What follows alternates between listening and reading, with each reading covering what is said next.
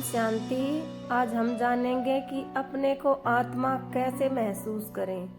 जब तक हम अपने को आत्मा ही नहीं महसूस करेंगे तो हम परमात्मा को याद भी नहीं कर सकते, क्योंकि जब हम जो जिस स्वरूप में जैसे होते हैं हमें उसी का ही भान होता है।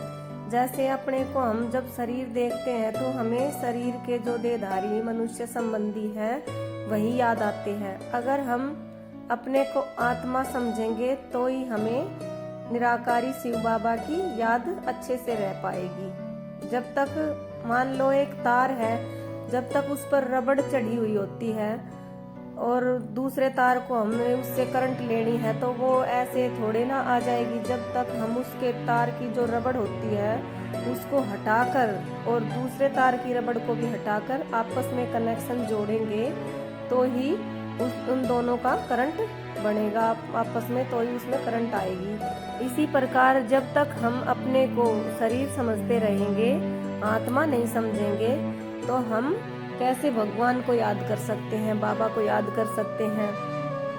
सदा अपने को भ्रकुटी में चमकती हुई एक आत्मा समझे हम।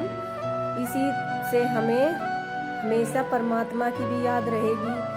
जब हम अपने को शरीर ही नहीं देखेंगे, भ्रकुटी में चमकती हुई एक आत्मा देखेंगे।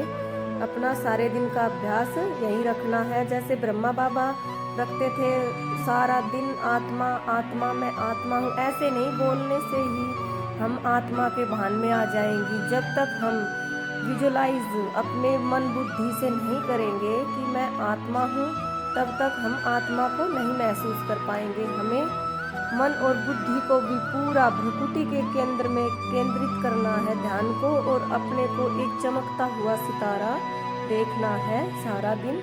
इसी से आत्मा का अभ्यास हमें मजबूत होगा, और फिर अगर आत्मा का अभ्यास मजबूत होगा तो परमात्मा बाप याद हमेशा रहेंगे हमारे। तो सारा दिन हमें आत्मा इसी प्रकार याद करनी है। ओम शांति।